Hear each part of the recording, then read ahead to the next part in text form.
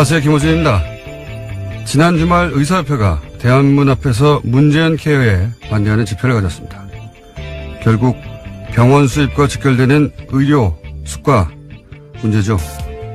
민항기 조종사들이 파업을 하면 귀족 파업이라는 비판 여론이 있습니다. 하지만 노동에 적합한 대가를 요구할 권리는 누구에게나 있는 거죠. 생존권이 중요하지 않은 직종은 없습니다. 의사협회가 하나의 이익단체로 자신들의 생존권을 위해 정부를 상대로 집단행동을 하는 것도 마찬가지입니다. 그들의 요구와 국민의료비 부담을 덜어주겠다는 정책적 목표 사이에 타협점을 찾아내는 건 정부의 숙제고 능력이죠. 제가 가진 불만은 그 비대위 구성입니다. 최대집 투쟁위원장은 박근혜 전 대통령 석방을 목표로 하는 태극기 혁명 국민운동본부 대표로 지난 10월 18일 대한문 집회 연설에서 촛불 시민을 종북, 좌익으로 매도했었죠. 또한 자유통일해방군의 현직 대표로 문재인 하야와 북한 폭격을 주장하고 있으며 의사협회 이름으로 배포한 소식지 만화 작가는 세월호 비하, 위안부 소녀상 비하로 문제가 된 작가였습니다. 집회에 참여한 의사들은 이 사실을 알고도 있나요?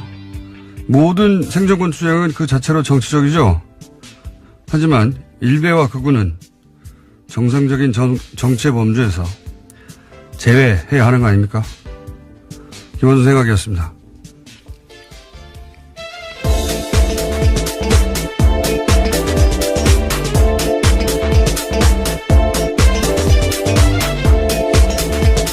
시사인의 김은지입니다. 네. 의사협회 집회 그 자체는 저는 문제가 없다고 생각하는데, 예. 예를 들어서 그 만화 작가는 SNS를 이런 식으로 하던 작가예요. 서울에서 가장 맛있는 돼지고기집이라 단원한다. 여기서 단원은 단언 아니냐. 이렇게. 그런 논란이 불거졌죠. 예. 이게 아니다. 단원고라고. 단원고 학생들을 명백하죠. 비하한 거고. 세월호에 대한 비하는 뭐 이해도 많습니다. 소녀상에 대해서도 머플러, 소녀상에 둘러서 머플러 화제가 되니까 뭐 돈가스집, 오뎅집, 우동집, 수수집 앞마다 세워라. 그리고 피자도 배달시켜주고 잘생긴 소녀상도 옆에 세워줘라. 뭐 이런 비아냥을 해서 크게 논란이 됐던 전형적인 일베 작가인데 그 의협이 소식지로 투쟁이가 소식지를 뿌린 만화가 이분이 그린 거예요. 예. 투쟁위원장도 성향은 뭐 말할 것도 없이 자유 들어간 단체들은 다 극우 성향을 의심해 봐야 된다. 저희가 몇 번이나 얘기했었는데 자유통일해방군 네, 대표입니다. 네, 해방까지 들어갔네요. 네. 단체명 아주 스펙타클하지 않습니까? 자유통일해방. 예. 여기서 이제 북한 폭격하라든지 문재인 하야라든지 박근혜를 석방하라든지 지금도 주장하고 있는 박사모 중에서도 아주 극렬 박사모죠. 예. 모든 조직을 자기의 이제 정치적, 극우적 정치색을 구현하는 도구로 활용하신 분인데, 여비 이걸 알고서 투쟁위원장으로 한 건지, 예. 대정부 협상력을 높이는 게 아니라 정반대가 될 수 있다. 저는 그렇게 생각합니다. 자, 첫 번째 뉴스는 뭡니까? 네, 다스는 누구 겁니까? 라는 질문에 대해서요, 하나의 답이 나왔습니다. 이명박 전 대통령 집안에서 18년 동안 운전을 했던 인사의 이야기인데요. 다스는 이명박 전 대통령 거라는 겁니다. 해당 인사는 김종백 씨인데요. 이번 주 시사인 보도입니다. 김 씨는 1997년부터 2015년까지 이상은 회장의 운전기사였습니다. 요 사안은 저희가 이제 다음 주 월요일 주재영 기자가 나와서 직접 자세히 얘기할 텐데 시사인 특종이니까 첫 번째로 소개하는군요. 굉장히 중요한 뉴스니까요. 중요한 뉴스이기도 하죠. 네. 왜냐하면은 과거 이제 정치인들 관련한 그 비위가 폭로되고 하는 것도 대부분 운전기사, 예, 운전기사가 사실은 굉장히 오랜 시간을 같이 하잖아요. 예. 그래서 이제 그쪽 통화라든가 더구나 이분은 18년간이나 집안일도 했었기 때문에 심부름. 네, 예. 집사 노릇을 했다라고 하는데요. 그래서 청와대를 오고 가는 데 있어서 메신저 역할도 했다고 합니다.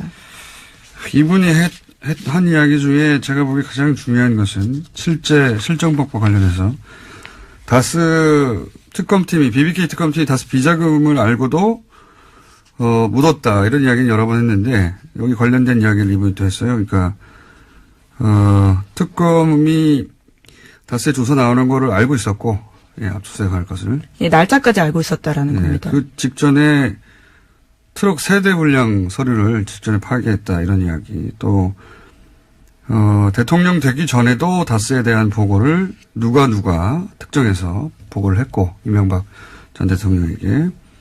그리고 청와대에 있을 때도 신학수 감사와 이모 감사가 청와대 민정수석실 다스 담당자의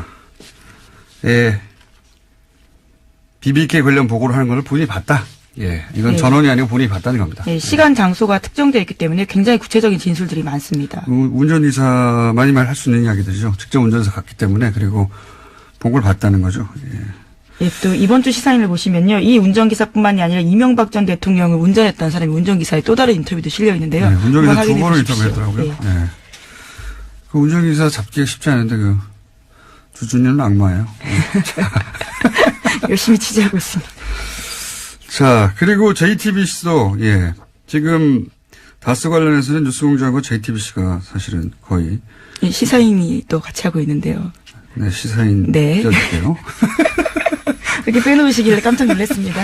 네, 시사인이 소스를 가져오죠. 예. 조지루 기자가. 자, 보도를 계속하고 있는데 어제 재밌는 보도 하나 나왔습니다. JTBC에서. 네, 또 다스와 관련된 소식들이 있는데요. 이명박 전 대통령의 선거에서 다스 직원들이 조직적으로 동원된 정황이 있다라는 겁니다. 1996년에 서울 종로 국회의원 선거, 2002년 서울시장 선거에서 다스 직원 십수 명이 동원됐다라는 복수의 증언을 확보했다는 건데요. 선거에 동원된 직원들의 급여도 다스에서 나갔다라고 합니다.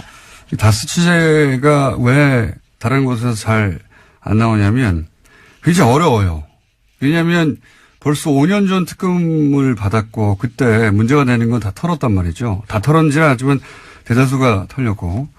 그러다 보니까 이 BBK 사건에 이런 건 10몇 년 전이고 5년 전에 이미 한번 특검을 받았던 곳이고 그리고 그때 대통령이 직접 커버를 했고 그러다 보니까 증거인멸이 굉장히 꼼꼼하게 잘 됐어요. 예를 들어 주진희 기자처럼 거의 10년 가까이 이 사안을 파고 있었다든가 그렇지 않으면은 새로운 사실 밝혀내기가 쉽지 않은 사안이다. 근데 이 JTBC가 어제 얘기한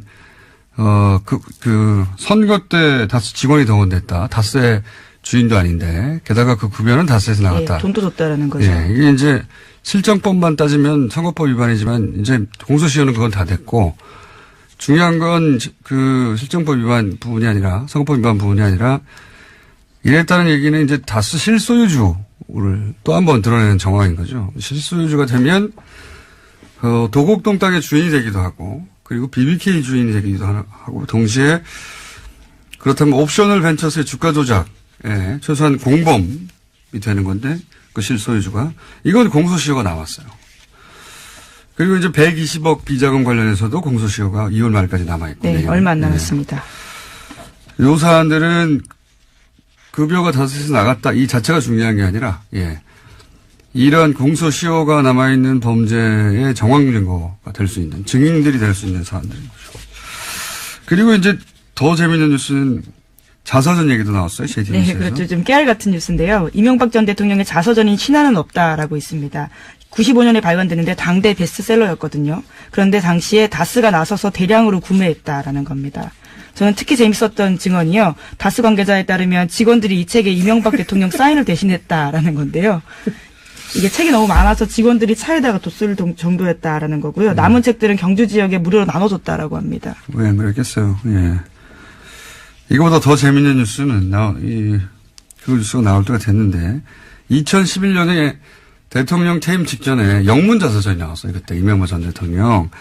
근데 이제 영문 자서전이 나왔으니까 아마존 서점에 서평, 리뷰가 있었지 않겠습니까? 초반에는 저는 이걸 실시간으로 봤었는데 초반에는 대략 40여 개의 댓글이 있었습니다. 네. 기사를 찾아보면 정확한 개수 나올 텐데 제가 기억하기로는 그 중에 35개가 빵점이에요. 별 하나밖에 줄 수 없기 때문에 별 없는 게 아니라 사실상 빵점이죠. 근데 한 달 후에 별 5개가 120여 개가 붙습니다. 갑자기. 예. 별 4개가 한 20, 30개 붙고. 근데 이 별 5개라는 건 감동을 받았다는 거잖아요. 근데 리뷰가 한 줄이에요. 너무 좋다. 뭐 이런 거. 바보 같은 영어들 있죠? 예. 댓글 부대가 확실하다. 당시 아마 좀 서평란에 댓글 부대가 진출했다. 예, 지금 다시 가서 한번 확인해 보고 싶네요. 여전히 네. 그게 있는지요. 네. 그리고 그 별 5개 준 한 줄짜리 댓글, 그러니까 리뷰를 쓴 사람들은 다 그게 첫 리뷰였어요. 가입하고. 예. 대량 가입해서 대량 리뷰를 썼다. 예. 그랬던 적이 있습니다. 그러니 뭐 책 사서 사인 대신하는 건 아무것도 아니죠. 아마존까지 가는데요. 자, 다음 뉴스는요. 네, 최순실 씨가 과거 EBS 사장 임명에도 개입했다라는 증언이 나왔는데요. 이 때문에 한국동계스포츠영재센터가 주최하는 행사에 EBS가 후원사였다라는 게 장시호 씨의 증언입니다. 어제 열린 이재용 삼성전자 부회장 재판 증인으로 장시호 씨가 나온 건데요. 특검이 영재센터가 EBS에서 후원받은 경위 알고 있냐라고 묻자 장시호 씨는 EBS 사장이 이모가 추천을 받아서 된 분으로 알고 있고 그 추천받은 분이 어쩔 수 없이 후원사로 들어온 걸로 알고 있다라고 이야기했습니다. 장시호 씨가 당사자로 지목한 사람은요, 우종범 전 EBS 사장이라고 합니다. 게다가 장시호 씨는 삼성 관련된 추가 증언도 했는데요. 지난해 10월 달에 사건이 본격적으로 보도되기 직전에 최순실 씨가 삼성에서 영재센터의 3차 후원금을 받으려고 시도했다라고 합니다. 새로운 사실들 몇 가지가 나왔는데, 왜 이제 국정원 부하직원은 구속되고 간부는 영장이 기각돼서 그 부하직원이 불만을 품고 국정원 가짜 사무실건이 더 큰 건이 폭로된 바 있지 않습니까? 그렇죠. 댓글 TF가 폭로됐죠. 장시호 법적 구속의 메시지 효과가 이제 검찰 수사에 협조해봐야 소용없다. 메시지 효과는 그런 거라고 저는 보는데, 이 법정 구속 역시 전혀 예기치 못한 나비 효과를 낼 수 있다라 생각이 드는 게,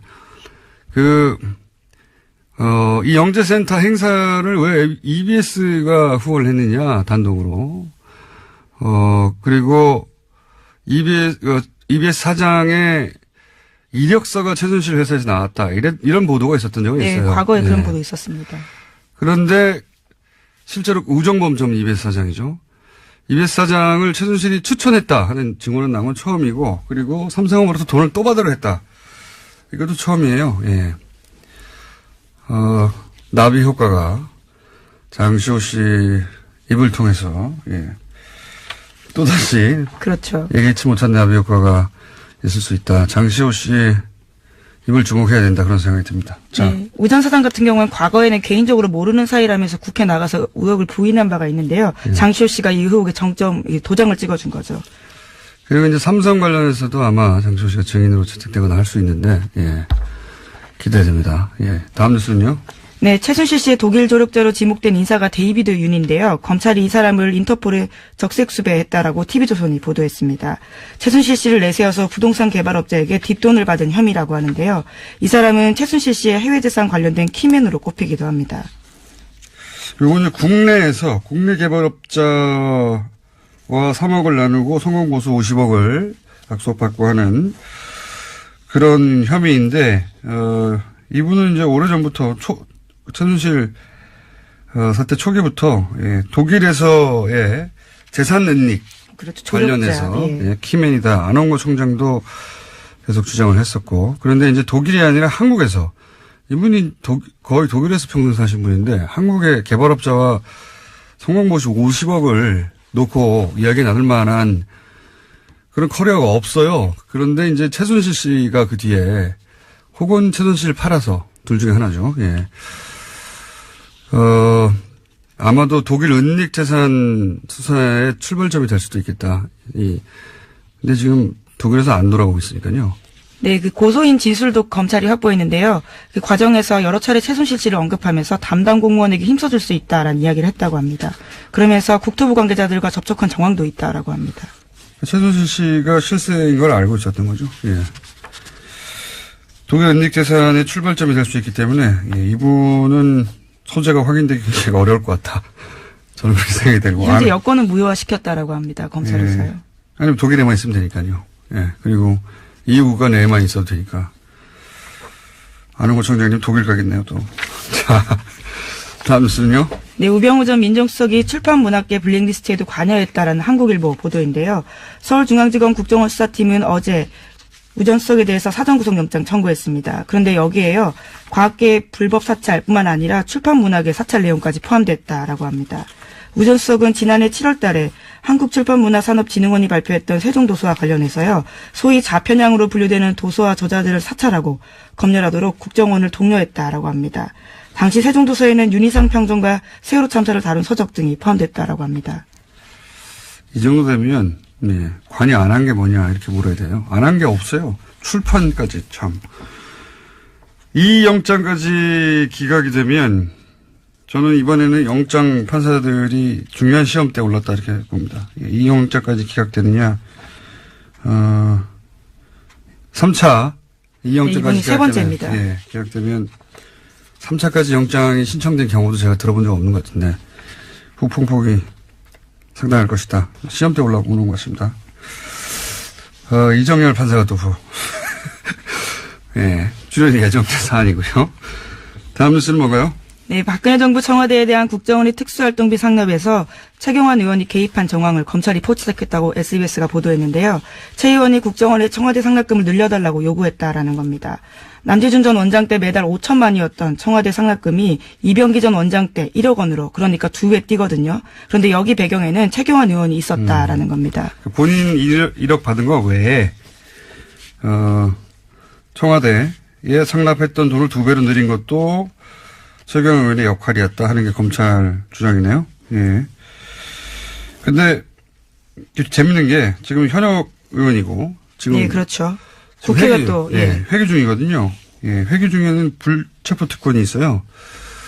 그래서 이제 국회에서 과반 출석의 과반 동의로 그렇죠. 이 체포 동의안이 통과돼야 되는데 통상의 상황이라면 이제 자유한국당이 결사 반대할 텐데, 근데 이제 정권이 탄압한다면서 굉장히 큰 소재를 쓰겠죠. 근데 지금은 이제 홍준표 대표의 이제 친박 청산에 도움이 되는 사안이거든요.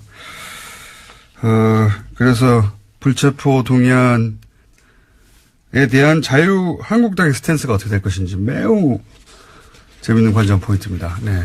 네, 게다가 오늘도 원내대표 선거가 있어서 당이 어떤 식으로 재편될지가 정해질 것으로 보입니다. 자, 약 2분 정도 저희가 브리핑 시간이 남았습니다. 다음 뉴스는 짧게 하죠. 네, 박주원 국민의당 최고위원 관련된 소식도 계속 전해드리고 있는데요. 오늘 아침 경향신문에도 새로운 보도가 있습니다. 2006년 초 주성영 전 한나라당 의원에게 제보한 정보가 DJ 비자금 의혹만이 아니다라는 건데요. 당시 열린우리당 정동영, 문희상, 유시민 의원 관련된 정보도 있었다라는 겁니다. 그 근거는요. 주 전 의원의 보좌관으로 근무했던 기획시의 인터뷰입니다.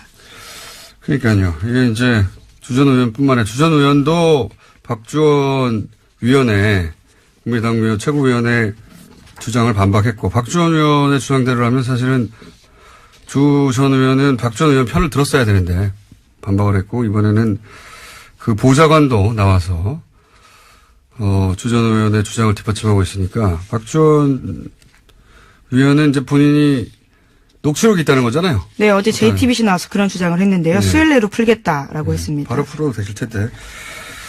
불리한 상황이고, 예. 논리적으로만 따지자면 박주원 의원이 이기기 힘든 상황인 것 같은데요. 예. 자, 요 사안은 저희가 3부에서도 추가적으로 잠깐 다룰 예정이고요. 제목 정도 얘기하면 끝날 것 같습니다. 하나 정도 더. 아, 그런가요? 그럼 트럼프 소식과 뉴스공장 소식이 있는데요. 뉴스공장 소식을 좀 먼저 전해드리겠습니다. 뉴스공장 소식이요? 네, 뉴스공장이 또 하나의 기록을 세웠다라고 하는데요. 지난 주말에 팟캐스트 누적 다운로드 수 10억 건을 돌파했다라고 합니다. 아, 1년 좀 넘는 기간 동안요? 예. 두 자릿수에 이어서요. 이번엔 10억 다운로드 돌파했다라고 합니다. 저기 뭐랄까요? TBS 사장님 하청 브리핑 같은데요? 예. 아니, 뭐 굉장히 뉴스 가치가 있다고 생각해서요. 10억 돌파. 예. 그러면 기념으로 저희가 선물 받겠습니다. 네. 누구한테요? 보통은 이런 행사를 이제 청취자 여러분들을 향한 선물을 주는데, 예. 저희는 이제 얼마나 좋냐, 이런 방송이 있어줘서 선물을 받기로 하겠습니다. 고개 선물이 들어올 것 같은 느낌이 드는데요. 자, 트럼프 소식은 뭡니까? 예, 성폭력 피해 고발 운동이 미투와 관련된 소식은 전해드린 바가 있는데요. 이와 관련해서 트럼프 대통령도 미투에 고발을 당했다라는 겁니다. 아, 성추행. 네, 과거에 성추행을 당했다라고요. 여성들이 기자회견을 해서요. 미 의회 관련 조사를 공식 요구했다라고 합니다. 대선 기간 때도 그런 이야기 있었는데 이번에는 이제 미투 해시태그 운동, 성폭력 당했다는 여성들이 이제 스스로 커밍아웃하는 자기 입을 열기 시작한 그런 건데요. 해시태그 운동에 이분들 다 참여해서 의회 요청했다. 관련해서 재미있는 이야기들이 좀 있는데, 예, 러시아와도 관련된 이야기가 있고, 시간이 없네요. 재밌는데 다음 시간 내일 하는 걸로. 예. 여기까지 하겠습니다. 시사인의 김은지였습니다. 감사합니다. 자, 바로 이어서 어제도 저희가 돌발 영상 PD를 하다가 징계를 받았던 임장혁 기자와 YTN 이야기를 나눴었는데, 일반 기자의 입장을 들어봤고, 오늘은 노조 관련 얘기가 어제도 많이 나와서, 예. YTN, 언론노조 YTN 지부의 박진수 위원장 전화 연결해서 이야기 좀 나눠보겠습니다. 안녕하십니까? 네, 안녕하십니까? 네, 어제 기본적인 분위기 이야기는 나눴는데 왜 최남수 사장 내정자를 사내에서 반대하느냐 이야기는 나눴는데 이제 노조 관련해서는 이제 노조 대표가 아니다 보니까 답하기 어렵다 하셔가지고 저희가 보완 인터뷰를 하겠습니다. 자, 예. 비대 체제로 전환했다. YTN이 이게 무슨 의미입니까? 뭐가 달라지나요? 예, 정식 명칭 비상대책위원회고요. 네. YTN 산업이 이 체제 전환이라는 건 결국 회사가 위기라고 저희는 판단한 겁니다. 네. 지난 부적격자인 최남수 사장 내정을 막고 사내 적폐 세력들의 퇴진 없이는 더 이상 방법이 없다. 따라서 이를 위해서 구성원들과 함께 요구하고 주장하고 같이 힘을 모으겠다. 간단히 말하면 이제 총력 투쟁하겠다. 이 뜻으로 보시면 되고요. 이것이 YTN 바로 세우기를 위해서 불가피한 선택이라는 것이 저희들의 판단이고 구성원들의 요구입니다. 게다가 MBC에서는 이제 그 사장이 선임됐고 KBS도 이제 이사 한 분이 아마도 해임이 될 것 같으니까 예. 여야 숫자가 바뀌어서 KBS 문제도 일단락이 될 것 같은데요. 길이 보이는데 그런데 YTN에서 어제도 그 임장혁 기자가 잠깐 얘기하긴 했습니다만 노조의 공식 입장을 듣고 싶은데 최남수 사장 내정자를 반대하는 이유는 뭔가요? 크게 이제 두 가지로 설명드릴 수 있겠는데요. 첫 번째는 저희가 이명박근혜 정권 9년 동안 언론장악을 가장 고통받았던 언론사 아니겠습니까? 이런 곳의 사장의 최우선 과제는 이 구체제, 따라서 이 적폐청산을 어떻게 실행할 의지가 있는가와 변화와 개혁을 할 수 있는가 이 부분입니다. 그러나 이 부분, 이 최남수 내정자 입후보 때부터 저희는 반대했던 것이 이분이 YTN에 어려울 때 계속 두 번이나 뛰쳐나갔고 또 소위 이제 저희는 탈영맹이라고 부르는데요. 탈영맹. 회사와 조직에 대한 이해가 없고 재건을 한 적임자가 아니라는 판단입니다. 결국 그렇기 때문에 청산도 변화와 개혁도 어렵다는 것이 이제 저희들의 생각이고요. 주장입니다. 또 하나는 이분의 과거 행적인데요. 이분이 그 머니투데이 MTN이라는 경제방송 시절에 보도본부장, 부사장, 사장까지 역임을 했어요. 네. 그런데 본부장 시절 지금 칼럼이 대거 확인되고 있는데요. 어제도 임장혁 기자가 말씀드렸지만 이명박 재산 헌납 발표에 위대한 부자의 아름다운 선행이라고 한다든가 예. 4대강을 잘 마무리해서 자전거도로 연결되는 것이 꿈만 같다고 이렇게 얘기를 한다든가 꿈만 같다. 그리고 허위사실로 밝혀진 노무현 논두렁식의 이런 걸 조롱한다든가 도저히 개혁 인사라고도 볼 수 없고 그리고 촛불 항쟁의 결과물로 나타난 리더인지 납득이 안 간다는 거죠. 그리고 그 그 칼럼 쓴 시기가 공교롭게도 그 YTN 제일 이명박 정부한테 유린당하고 힘들 때 어제 그 임장혁 기자, 노종면 기자 이런 분이 불법 체포당하고 제일 고초 심할 때였어요. 이건 기자들이 체포됐었죠 그때. 아예 YTN. 예, 체포됐었죠. 예, 그런 상황이었기 때문에 이거 정서적으로 우리가 과연 감당하고 이해하겠는가 이런 부분입니다. 노조에서는 그 9년간 최소한 3년 이상 보직을 맡았던 간부들은 보직 보류, 해임도 아니고, 보직 보류를 요청하고 있는 걸로 아는데, 이에 대해서 최남수 내정자의 입장을 들어보고 방향을 결정하겠다. 그게 네. 얼마 전에 보도했던 걸 기억하는데, 입장이 어떻게 나왔나요? 참 어렵게 협상은 했는데요. 예. 이 최남수 씨하고 제가 지금 지난 8년, 만 8년이죠. YTN 보도 공정성이 훼손됐고, 노사관계가 심각하게 문제가 있다는 거는 서로 동의를 했어요. 예. 그런데 여기에 책임있던 인사들에 대해서 이 체제에서 주요 실국장을 맡거나 보직을 누렸던 간부들, 그것도 3년 이상에 누렸던 간부들에게 재건, YTN 바로 세우기 위원회라든가 말은 여러 가지가 있는데요. 가칭인데. 설립하는 기구에서 결정이 나올 때까지 보직을 잠정 보류해달라는 거였습니다. 그러니까 간부들도 노조도 아닌 제3의 기구를 두고 거기서 결론이 날 때까지 기다려달라. 예. 예. 그랬는데? 네, 또 거부한 거죠. 도저히 할 수가 없다. 그리고 이제 최람수 내정자의 입장 같은 경우는 결국, 일부 조력자를 비호하는 느낌을 받고 본인은 양심상 안 된다고 하는데 결국에 그러면 적폐청산을 실행에 대한 의지가 있는가. 그리고 구체제 인사들과 손잡고 가겠다는 의사가 아닌가. 이렇게 저는 판단하고 있습니다. 어제도 잠깐 제가 여쭤봤었는데, YTN은 보도 전문 채널이기 때문에 보도국장 자리가 굉장히 중요해서. 중요합니다. 예, 여기서, 상징적인 노정면 기자가 보도국장 자리를 제안받았는데 거절했어요. 이것도 연결된 이야기입니까? 구체적으로 보도국장이 자리를 잡으면 이제 저희는 YTN의 이제 뉴스가 어떻게 만들어지는지 모르니까. 네네. 보도국장 자리로 그게 가능하지 않겠나라고 생각하기 일반의 생각인데 그렇지만은 않은가 보죠? 밖에서 보면 그럴 수도 있을 것 같은데요. 예. 제가 우리 김어준 총수께 역으로 질문 하나 드리면요. 예. 김어준 총수가 프로그램 진행하는데 예를 들어 이명박 씨가 사장이면 그게 가능합니까? 프로그램에 못 오죠, 제가. 예, 그렇다는 거죠. 결국에 이 보도국 정상화와 YTN 정상화는 별개일 수 없다는 얘기입니다. 보도국 독립적으로 운영을 하는데 사람은 내가 알아서 할 테니 당신은 운영만 하라고 한다든가 조직을 개편하는데 사장이 사사건건 난 못하겠다라고 한다든가 그럼 이거는 결과론적으로 개혁적 인사를 난 중용했어라는 액면밖에는 전혀 보이는 게 없죠. 개혁은 이루어질 수도 없고요. 한 사람이 가서 보도국 전체를 바꿀 수가 없다.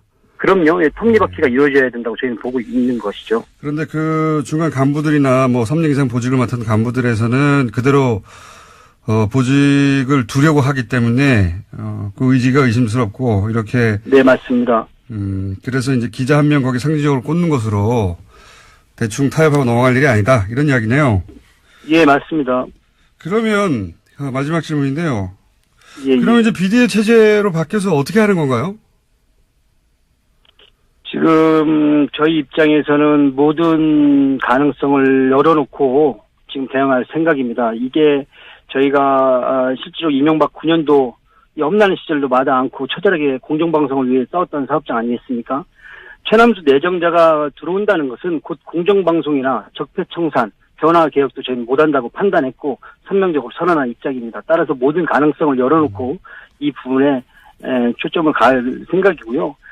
저희 지금 비대위가 우리 회사의 직능단체 그리고 주니어 그룹들 더불어 전직 집행부가 대거 참여한 광범위한 조직이기 때문에 향후 이런 투쟁에 맞서서 냉정하고 그리고 이 가능성을 결과물이 나올 수 있도록 이렇게 투쟁하겠습니다.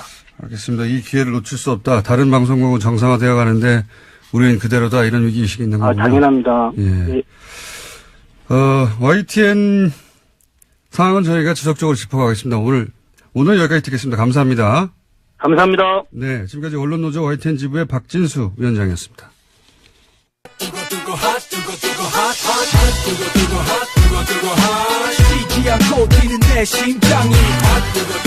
핫해.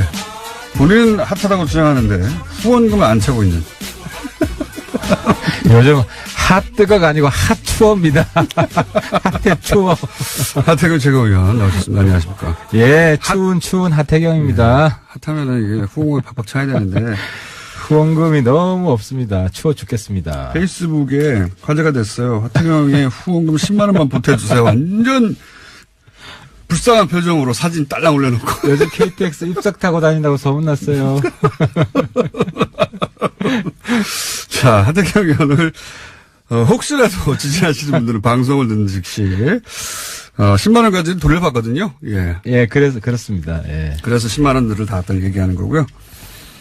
그리고 이제 오시자마자 잠깐 시그널 나가는 사이에 그러니까 바른정당이 자유한국당으로 흡수된다 이런 얘기들이 많은데 그게 아니라 자유한국당에서 바른정당으로 오고 싶어 하는 분들이 여전히 존재한다. 지난번 일주일 전 방송에서 네. 제가 이제 한국당 의원 명단들 쭉 살펴보니까 네. 데려오고 싶은 사람 없더라라고 해서 제가 엄청난 항의에 시달렸습니다. 아, 설마. 아 진짜로 항의에 시달렸습니다. 그래서 나 가고 싶어라고 말하는 그 사람이. 중에서 왜 내 이름 빼냐 네. 거명해 달라라고 한 분이 있어가지고 아, 그래요? 오늘 이 자리에서 말씀드려야 됩니다. 그러니까 지금 상황에서도 자유한국당에서 바른정당을 오고 싶어하는. 오고 싶어하는 간절히. 근데 못 오는 거 보고 비례대표인가 보죠? 너무 루치가 빠졌죠? 예, 너무 대단하시네.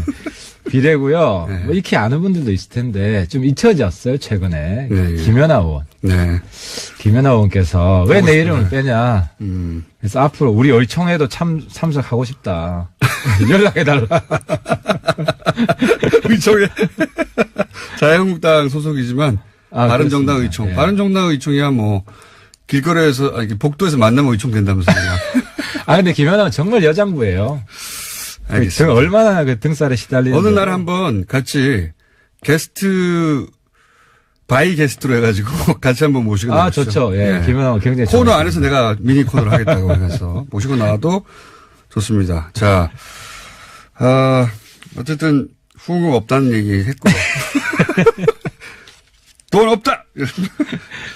자, 이 통합의 파트너 대상자라고 생각할 때 국민의당에서 지금 난리가 났어요. 박주원 최고위원이 김대중 전 대통령 비자금 의혹 최초 제보자고 자료 제공자고 그렇다는 얘기가 벌써 무시고 10년 만에 다시 불거졌는데 우선 박주원 최고위원은 부인하고 있고 예. 그리고 그 자료를 건네받아서 결국 검찰 수사를 받아서 300만 원 벌금을 받았던 조승영 전 의원은 저격수였죠. 굉장히. 그렇죠. 예. 예. 이 두 분 다 이제 정보 개통해서 난다긴다 하는 분이었어요. 예. 조승영 의원은 무슨 소리냐. 검찰 기록에도 다 있고, 박지원 최고위원의 주장에 반박하고 있죠. 그렇습니다. 누구 말이 맞는 겁니까? 일단. 아 근데 국민의당은 좀 무시무시해요. 국민의당이요? 아니면 예, 무시무시해요. 이 국민의당에 사건. 있는 분들.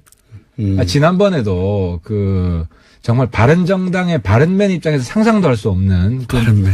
문준영 증거 조작 지금 저자 없는 사람 예. 꾸며가지고 예. 카톡 가짜 대화 만들어서 이유미 씨하고. 그렇죠. 그거 보고도 어떻게 저런 상상을 할 수 있느냐. 참고로 저는 다 무혐의 결론 났어요. 저도 문주정 리스트 이렇게 폭로한 게 좀 있는데 저는 아무 관계 없습니다. 증거 조작이랑. 근데 요번에도 보니까 박주원 최고죠. 예. 저도 헷갈렸어요. 박주원, 박지원, 박주선. 예. 다 다른 사람입니다. 이쪽에도 주성용, 주승용, 주호영 헷갈립니다. 네, 다 예. 다른 사람이고. 네. 그래서 박주선, 박지원은 현역 의원들이시고. 예. 지금 박주원은 박주원은 최고위원이고. 안산시장 출신의 최고위원입니다. 최고위원입니다. 현역 의원은 아니고. 원래 위원. 근데 예. 박주원 이분이 홍준표 측근이에요. 그렇죠. 홍준표 경남도지사 할 때. 선거할 때 캠프에 있었죠. 홍보단장인가 예. 했어요. 그래서 성완종 예. 그 돈하고도 연결돼 있죠. 연결돼 있는 분이에요. 검찰 라인이기도 하고. 완전히 빅마우스입니다, 이분. 그리고 빅마우스인데. 정보통으로 유명했던 분이고. 그렇죠. 예. 제가 볼 때 이분이 가지고 있는 리스트 엄청 많을 것 같아요. 그래서 이번에도 그게 다가 아니라고 또 얘기가 나왔죠. 그렇죠. 추가로. 예. 그래서 국민의당 내에서도 박주원이 어떤 폭탄을 터뜨릴지에 대해서 예. 불안해하는 분들이 있겠다. 이분 그래서 이제 거슬러 와서 왜 영입했냐까지 얘기가 이제 거슬러 가고 있는데. 그렇죠. 네. 근데 누구 말이 맞는 겁니까 지금? 남 탓할 게 아니라 예. 이분은 직선제로 최고위원이 된 분이에요. 그렇죠. 물론입니다. 당원들이 뽑은 거예요. 근데 이제 그 당원들이 그 박주원 최고위원이 이제 친 안철수계로 분류되고 하니까. 본인은 이제 친한 결이라고 이제 표방을 네. 해왔죠. 왜냐하면 네. 최고위원 당선되기 위해서는 안 대표 표가 필요하니까. 어쨌든 영입도 안철수 대표가 했어요. 예. 근데 아무튼 네. 이번에 전 안 대표 칭찬 좀 할게요. 제가 욕 들을 것 같은데. 예. 지난번에 이유미 증거 조작 때는 막 허둥지둥 되다가 네. 실기하고 욕 다 들었잖아요. 예. 나중에 사과했는데 한참 타이밍 있다가 늦었고. 사과했고. 근데 이번에는 최고위원 바로 사퇴시켰어요. 알고 있었나요? 그러니까 신속하고 단호하게. 그러니까 제가 볼 때는 안 대표가 근데 그 파장이 다르지 않습니까? 그때는 문재인 대통령이라고 하는 본인의 정치적 라이벌이라고 본인은 생각하는 그 상대를 향한 것이었고, 이번에는 국민의당 존립이 흔들리는 거예요, 이건. 그래서 네, 스스로. 지난번에 안 대표 책사가 많다 그랬잖아요. 네. 요즘 안 대표 책사가 전 것 같은데. 왜냐하면 제가 반한국당 연대해야 된다. 반문 연대 아니다. 며칠 뒤에 안 대표가 반한국당 연대다. 바른정당 연대는 성격을 분명히 했어요. 당분간은. 자유한국당이 해체되기 전에는. 그래서 예. 제가 이제 안 대표한테 팁을 하나 더 드리면 국민의당 내에서 DJ 정신을 훼손하는 사람은 가만두지 않겠다. 단호하게 선언해야 됩니다. 말하면 뭐합니까? 이미 이런 일이 벌어졌는데. 아니 최고위원 날렸잖아. 사후 약방문. 최고위원 이미 몰랐기 때문에 몰랐다고 쳐줘야지. 이걸 몰랐다고 쳐줘야지. 아니 이런 얘기는 사실 정가에서는 오래전부터 있었어요. 그거는 우리 정보통만 알지. 우리는 잘 몰라요. 최순실도 사전에 몰랐던, 우리 같은 사람 잘 몰랐던 거고. 근데 의원님만 모르는 아무튼 겁니다, 그러면. 이번에 DJ 정신을 훼손하는 사람 단호하게 척결한다는 분명히 그리고 하고. 한 가지 오해라기보다는 이제 말장난이라고 그러는데 그걸 짚고 넘어가면 자유한국당과 통합한다는 게 아닙니다. 자유한국당 이후에 어떤 모델과 통합한다는 거지. 보수를 흡수하는. 그러니까 자꾸 반자유한국당이라고 그러니까 보수하고는 연결 안 되나 보다 이렇게 자꾸 생각하는데 그게 아니라 국민의당도 그리고 아마도 바른정당도 자유한국당 이후의 보수 지형을 어떻게 거기서 서보겠다는 거 아닙니까? 또 자유한국당은 보수가 아니다. 그러니까 하태가 반자유한국당은 중요하지 않다는 거죠. 그 이후에 보수 지형을 내가 먹겠다 이거 아닙니까? 바른 보수. 예. 바른 솔직히 제가 볼 때는요. 박지원 대표도 보수고 안철수 대표도 보수예요. 별 차이 없어요. 박지원 대표하고 안철수 대표를 그렇게 비교하면 한쪽은 보수는 아니죠. 심지어 내 이야기해서 내가 보수층한테 욕을 엄청 들었는데 DJ도 보수의 선배다. 보수적인 분이 그러니까 우리나라 지형으로 보면 엄청 진보적인데 유럽적 기준으로 보면 그냥 중도 보수입니다. 그게 아니라 DJ는. 우리가 대학 다닐 때 YS, DJ 둘 다 보수 야당이라 욕했어요 우리가. 본인의 카밍아웃인데 이거는. 당시에 우리가 둘 다 보수 야당이라 욕했는데. 주사파에 몸담았던 분으로서. 본인의 카밍아웃 아닙니까 이거? 햇볕 정책하고 나서부터 바뀐 거예요 이게. 다시 돌아가자. 잘 채고 있는데 주성영 전 의원 말이 맞습니까? 박주원 최고위원 말이 맞습니까? 사실 누구 말이 맞든 간에 어쨌든 누구 말이 맞나요? DJ를 모독한 사람은 호남의 친구로서 이건 도저히 용납할 수 없지. 누구 말이 맞나요? 누구 말이? 더 맞을 것 같다. 개인적인 생각은. 지금 아무래도 주성영 대표 쪽에 말이 맞겠죠. 굉장히 어렵게 얘기해. 이 사건으로 가장 이득을 보는 쪽은 누굽니까? 안철수계 혹은 반통합파. 저는 안철수 대표, 박지원 둘 다 이득을 본다고 봅니다. 왜냐하면 박지원 대표는 단호하게 이 문제를 지적을 처음에 한 사람으로서 호남을 대변하고 있다는 이미지를 얻었고 안철수 대표도 신속하게 단호하게 최고위원 사퇴를 시킴으로써 안초딩에서 이제 안중딩 정도로 올랐다. 근데 초반에는 또 이것이 이제 음모론의 일부 있다는 식의 뉘앙스로 말했기 때문에 맨 처음에는 욕을 먹었어요, 사실은. 처음에 작전은 그랬던 것 같아요. 네. 이 건을 꺼내면 안 대표가 또 과거처럼 제대로 대응을 못하고 우왕좌왕 하다가 박지원하고 일종의 결탁한, 박지원을 도와주는 이런 식으로 몰 수 있지 않을까. 꺼내면이라는 건 꺼낸 주체가 누구라고 보시는 겁니까, 그러면? 그럼 반통합파가 꺼냈다? 통합, 반통합이라기보다는 누가 이건 좀 애매해요. 그러니까 누가 꺼냈잖아요. 작전 실패 제가 볼 때는. 실패한 작전이에요, 이거는. 실패한 작전이요? 이게 통합, 반통합으로 갈 수가 없어요. 왜냐하면 안 대표가 박지원을 옹호해야지 통합, 반통합으로 가는데. 옹호할 수는 없죠, 누구도. 그런데 이제 단호했다는 거지, 신속하고. 근데 이미 벌써 사람들, 대중의 머릿속에는, 저쪽, 소위 이제 통합파는 그런 인물 일색이다. 사실이든 아니든 간에 그런 이미지가 바뀌었기 때문에 타격은 입었죠. 그러니까 일색일수가 없는 게. 물론 다 일색은 아닌데. 그렇게 뭐라 하고 싶은 마음은 내가 알겠으나. 그런 이미지가 굉장히 큰 사건이니까. 그러니까 반 DJ 이미지를 자꾸 심으려고 하겠죠. 그게 누가 꺼냈을까요, 그러면? 꺼냈다면 표현을 쓰셨길래. 그러니까 이제 그러니까 추리소설 너무 많이 읽으면 안 된다니까. 내가 지금 들으신 게 아무도 없어요? 혹시? 들은 거 없고. 박지원 대표가 직접 나오셔야 되나? 정치인은 역사소설을 읽어야 되고 네. 뉴스 공장장은 추리소설을 많이 읽는 게 도움이 될 것 같아요. 그래서 정치권에 들어오면 안 돼. 그럴 생각도 없긴 합니다만 역사를 읽어보면 추리소설 읽어보다 더 음모가 많아요. 그건 확인되는 뭐고. 여하간 양쪽 다 그러니까 이게 누가 풀었을까 꺼냈을까 양쪽 근데 다 이용주 의원한테 불똥이 튀었죠. 이용주 의원은 저희가 3부에 모십니다. 그래서 그런데 이용주 의원하고 박지원 최고랑 가까운 것 같아요. 그래서 저는 지난번에 의심한 게 이용주 의원이 홍준표 비자금 관련한 녹취록이 있다. 네. 그 소스를 저는 박지원으로 의심을 했었어요. 그때 말씀 안 하셨어요. 우리는 추리소설을 못 쓰니까. 근데 이번에 이용주 의원하고 가깝다는 게 드러났기 때문에 아무튼 여기가 판도라 상자다. 뭐가 튀어나올지 모른다. 어쨌든 누군가 꺼내 들었는데 그것이 친한인지 반한인지 모르겠다는 말씀이잖아요. 왜냐하면 둘 다 가능해요. 그런데 이번에 박지원 최고는 어쨌든 자기가 통합파라고 스스로 주장하고 있기 때문에 그렇죠. 반통합파에 대한 공격을 하겠죠. 근데 이제 이게 반통합파가 통합하지 말라고 꺼낸 카드라고 해석하는 게 일반적인데 한편으로는 야 이걸로 갈라 쓰자 아예. 이거 빵 던질 테니까. 갈라설 명분이 안 되지. 이 진흙탕 싸움을 가지고 갈라선다면은 이상한 집단이 되죠. 갈라설 명분 이걸로 직접 갈라서 쓰지 않겠지만 이게 이제 동력을 제공할 수는 있습니다. 제가 보기에. 근데 이제 문제는 뭐냐면 바른정당하고 통합하기 전에 터져준 게 너무 감사하다. 왜냐면 통합하고 난 뒤에 터졌으면. 통합하기 너무 어려운 게 이게 터졌을 수도 있어요. 통합하고 나서 터졌으면은 이 감당이 안 돼요, 이게. 통합하고 나면 안 터졌죠. 달걀은 누구한테 유리한 겁니까? 박지원 대표에게 유리한 겁니까? 박지원 대표에게 유리한 거죠. 박지원 대표가 고마운 거죠. 확실히 이 정치 구단이에요. 그럼요. 대신 맞아줬다 내가. 달걀을 만든 순간 밝게 웃잖아요. 어머, 땡큐. 안철수 대표가 굉장히 아쉬웠을 것 같아요. 내가 맞았어야 됐는데. 안철수 대표가 달걀을 안 맞은 게 얼마나 다행이냐고 박지원 대표 머릿속에 획 돌아갔을 거예요. 어머, 땡큐.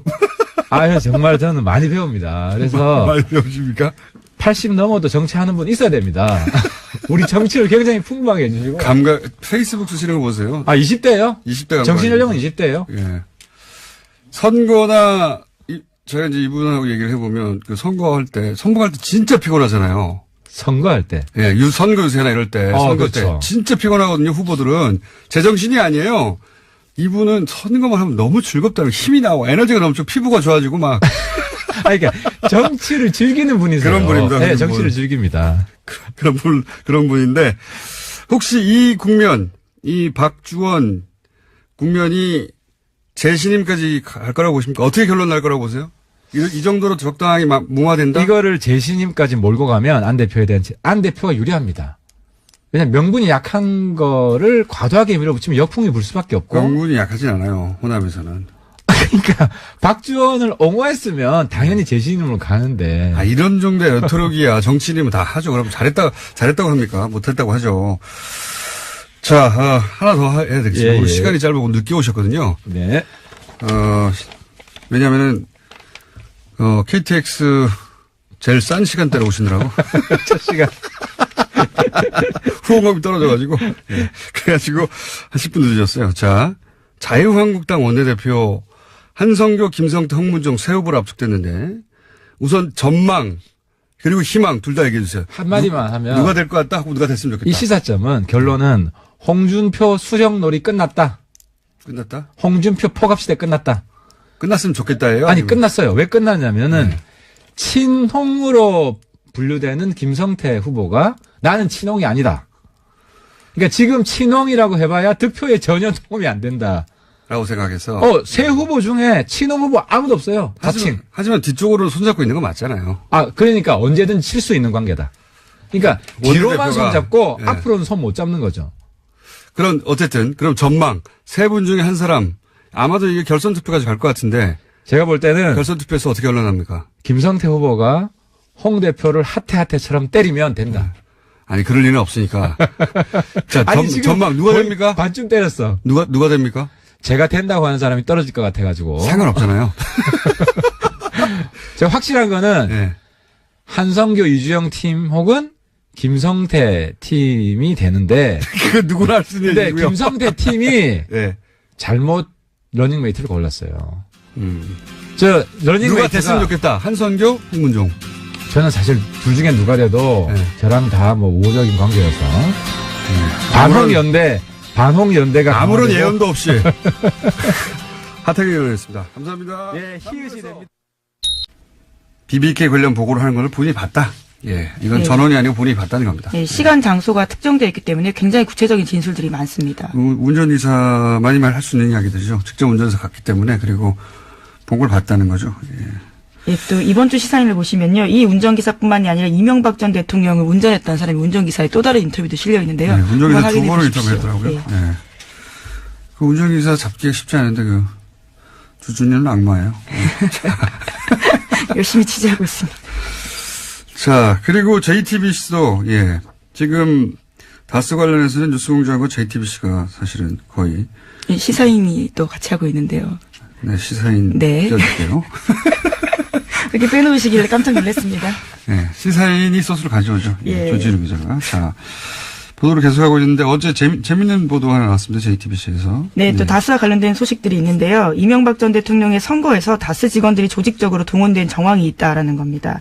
1996년에 서울 종로 국회의원 선거, 2002년 서울시장 선거에서 다스 직원 십수 명이 동원됐다라는 복수의 증언을 확보했다는 건데요.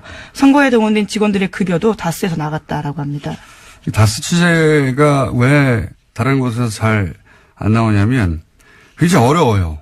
왜냐하면 벌써 5년 전 특검을 받았고 그때 문제가 되는 건 다 털었단 말이죠. 다 털었는지는 아니지만 대다수가 털렸고 그러다 보니까 이 BBK 사건에 이런 건 10몇 년 전이고 5년 전에 이미 한번 특검을 받았던 곳이고 그리고 그때 대통령이 직접 커버를 했고 그러다 보니까 증거인멸이 굉장히 꼼꼼하게 잘 됐어요.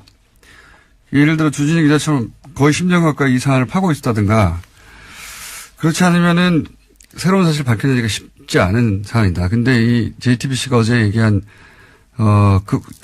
선거 때 다스 직원이 동원됐다. 다스의 주인도 아닌데 게다가 그 급여는 다스에서 나갔다. 예, 돈도 줬다라는 거죠. 예, 이게 이제 실정법만 따지면 선거법 위반이지만 이제 공소시효는 그건 다 됐고 중요한 건 그 실정법 위반 부분이 아니라 선거법 위반 부분이 아니라 이랬다는 얘기는 이제 다스 실소유주를 또 한 번 드러내는 정황인 거죠. 실소유주가 되면 도곡동 땅의 주인이 되기도 하고 그리고 BBK 주인이 되기도 하고 동시에 그렇다면 옵셔널 벤처스의 주가 조작에 최소한 공범이 되는 건데 그 실소유주가 이건 공소시효가 나왔어요. 그리고 이제 120억 비자금 관련해서도 공소시효가 2월 말까지 남아있고. 네, 얼마 안 남았습니다. 요 사안들은 급여가 다스에서 나갔고 투쟁이가 소식지를 뿌린 만화가 이분이 그린 거예요. 예.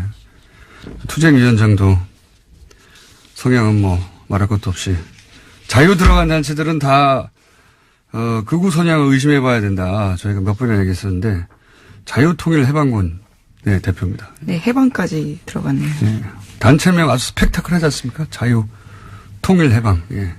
여기서 이제 북한 폭격하라든지 문재인 하야라든지 박근혜를 석방하라든지 지금도 주장하고 있는 박사모 중에서도 아주 극렬 박사모죠. 예.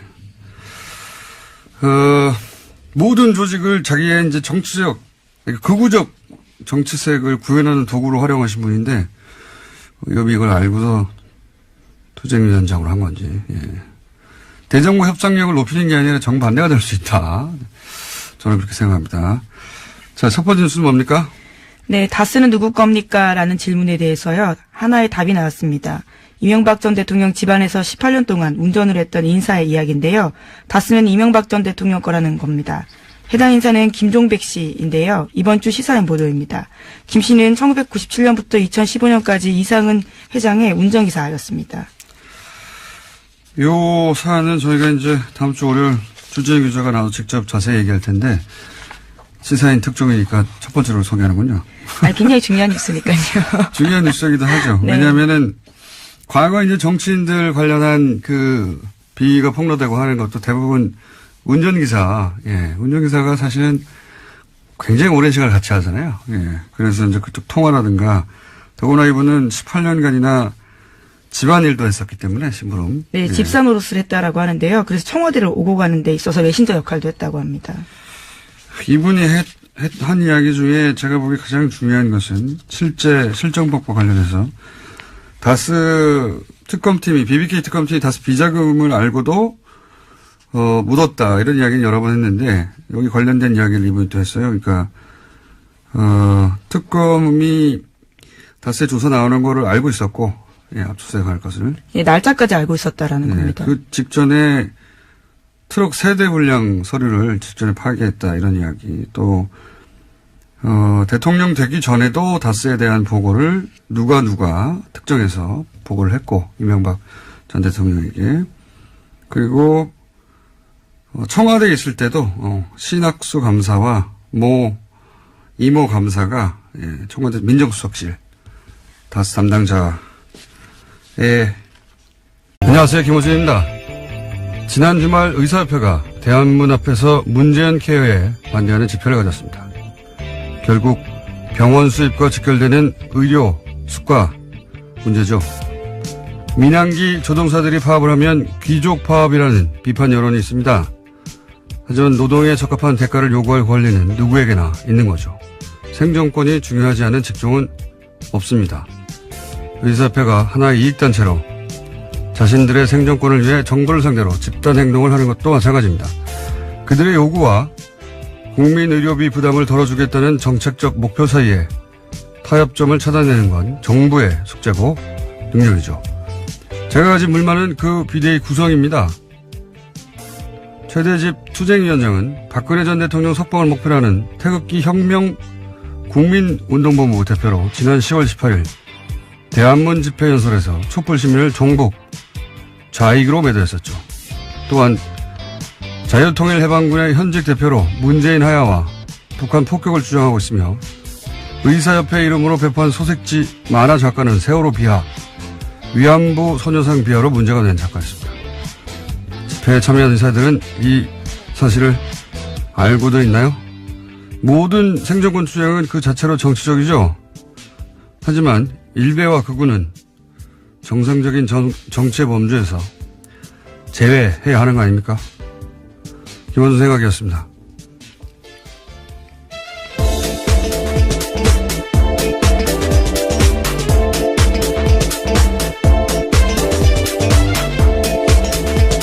시사의 김은지입니다. 네. 의사협회 집회 그 자체는 저는 문제가 없다고 생각하는데, 예. 예를 들어서 그 만화 작가는 SNS를 이런 식으로 하던 작가예요. 서울에서 가장 맛있는 돼지고기 집이라 단원한다. 여기서 단원은 단언 아니냐. 이렇게. 그런 논란이 불고 있었죠. 예. 그게 아니다. 단원고라고. 단원고 학생들을 명백하죠. 비하한 거고. 세월호에 대한 비하는 뭐 이해도 많습니다. 소녀상에 대해서도 머플러, 소녀상에 들어서 머플러 화제가 되니까 뭐 돈가스집, 오뎅집, 우동집, 수수집 앞마다 세워라. 그리고 피자도 배달시켜주고 잘생긴 소녀상도 옆에 세워줘라. 뭐 이런 비아냥을 해서 크게 논란이 됐던 전형적인 일베 작가인데 그 의협이 소식지로 이 자체가 중요한 게 아니라 예. 이런 공소시효가 남아있는 범죄의 정황증거가 될 수 있는 증인들이 될 수 있는 사안들인 거죠. 그리고 이제 더 재미있는 뉴스는 자서전 얘기도 나왔어요. JTBC에서. 네, 그렇죠. 좀 깨알 같은 뉴스인데요. 이명박 전 대통령의 자서전인 신화는 없다라고 있습니다. 95년에 발간됐는데 당대 베스트셀러였거든요. 그런데 당시에 다스가 나서서 대량으로 구매했다라는 겁니다. 저는 특히 재밌었던 증언이요. 다스 관계자에 따르면 직원들이 이 책에 이명박 대통령 사인을 대신했다라는 건데요. 이게 책이 너무 많아서 직원들이 차에다가 또 쓸 정도였다라는 거고요. 남은 책들은 경주 지역에 무료로 나눠줬다라고 합니다. 왜 그랬겠어요. 예. 이거보다 더 재밌는 뉴스는 그 뉴스가 나올 때가 됐는데 2011년에 대통령 퇴임 직전에 영문 자서전이 나왔어요. 그때 이명박 전 대통령.